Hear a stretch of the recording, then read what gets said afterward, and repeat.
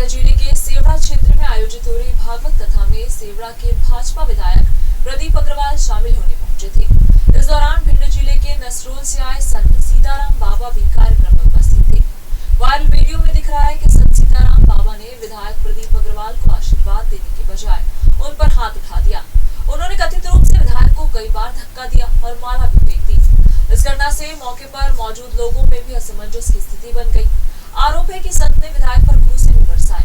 हालांकि स्पष्ट नहीं हो पाया कि संत का यह व्यवहार आशीर्वाद का हिस्सा था या फिर किसी नाराजगी का परिणाम। लेकिन वीडियो के सामने आने के बाद क्षेत्र में तरह तरह की चर्चाएं शुरू हो गई है। स्थानीय लोगों का कहना है कि संत सीताराम बाबा को परमहंस श्रेणी का संत माना जाता है। ऐसे में उनका इस तरह का व्यवहार लोगों को हैरान कर रहा है। फिलहाल इस मामले पर किसी भी पक्ष की ओर से आधिकारिक प्रतिक्रिया सामने नहीं आई है, लेकिन वीडियो सोशल मीडिया पर चर्चा का विषय बना हुआ है।